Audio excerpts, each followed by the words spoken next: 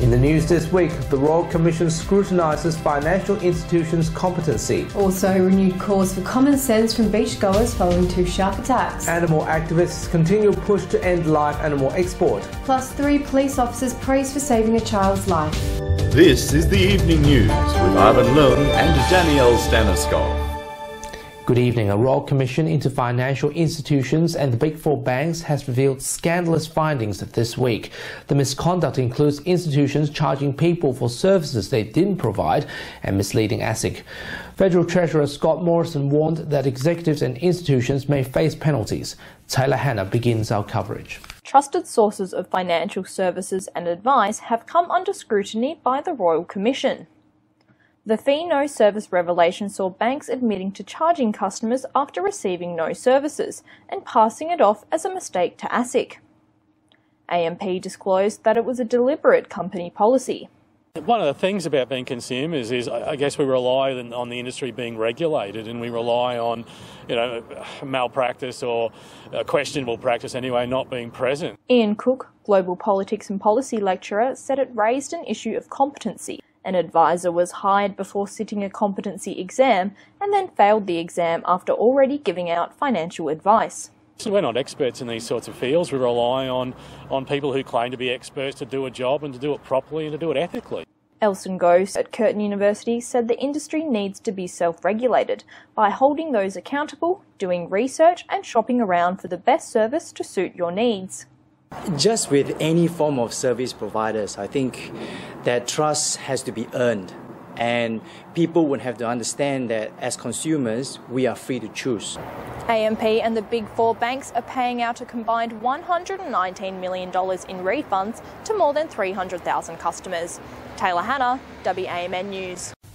Beach users are being warned to use more common sense when involved in water-related activities following 2 shark attacks in WA southwest. Nelson Liu has more on this. Nelson, why are marine conservationists concerned about swimmers and fishers during high shark season? Danny, ocean wildlife supporters are calling for beachgoers to be more responsible in the water following shark attacks in Gracetown earlier this week. Sea Shepherd WA says swimmers and surfers are still going into the water during high shark times of the year, while fishers are attracting sharks by discarding carcasses. It comes as the Margaret River Pro Surfing event was cancelled following competitors' concerns about being attacked in the water. The attacks have also renewed debates about shark culling.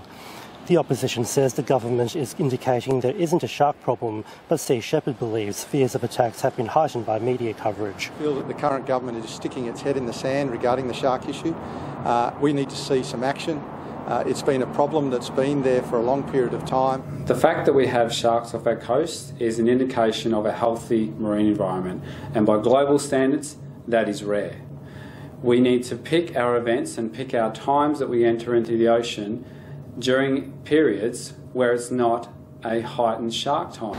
Sea Shepherd says more could be done to prevent future attacks by increasing shark warning signs and moving water-related events away from high shark times. It's back to you. Nelson, thank you. Federal MPs are up in arms over live sheep exports, calling it to be permanently shut down. Former Minister Susan Lee says this week she will introduce a private member's bill to phase out live sheep exports after video emerged of the death of 2,400 sheep headed to the Middle East. Animal rights activists say there's already been overwhelming support for it to be shut down. The Liberal and the Labor government, there are people who vote for both those parties who want to see an end to this trade, particularly when it results in the kind of footage we saw on 60 Minutes the Sunday before last. New research by Edith Cowan University revealed 76% of young people actively use their phone when driving or stationary at a traffic light. Sokanthea Kui thinks young people believe they are unlikely to get caught and is a result of low experiences with accidents, with only 2.1% reporting they had a crash while using their phone but did not need hospital assistance. Ms Kui said a low risk of experiencing a social or legal consequence may have contributed to the high occurrence of mobile phone use whilst driving. Energy Minister Ben Wise said the proposed National Energy Guarantee will affect WA. He warned the Commonwealth that WA's unique position must be taken into account during an interview by the West Australian newspaper. The energy proposed emissions reduction targets of 26 to 28% by 2030. Experts said it's highly unlikely that WA will be connected to NEG, despite there have been many plans to do so. What WA needs to do is to understand how its market is currently operating. Is the electricity flow represented by the tariffs? And are there better kind of policy mechanisms and levers that our government can do to incentivise different ways of using the energy market? North and South Korea have opened a direct telephone line between the leaders this week, following a summit meeting in the demilitarised zone marking the end of the Korea War. South Korea President spokesman confirmed that a test conversation was made over the phone for a couple of minutes.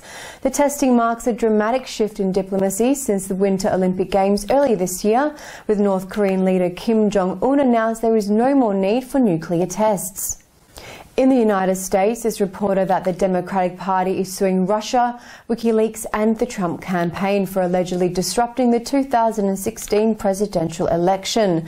The lawsuit was filed at the New York Supreme Court, with critics saying it is a publicity stunt. And finally this week, 3 WA police officers were praised for their quick action which saved a child's life.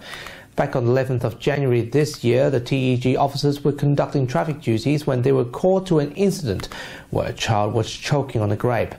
The officers attended to the scene, dislodged part of the grape and commenced CPR, with the boy reportedly not breathing for at least 7 minutes.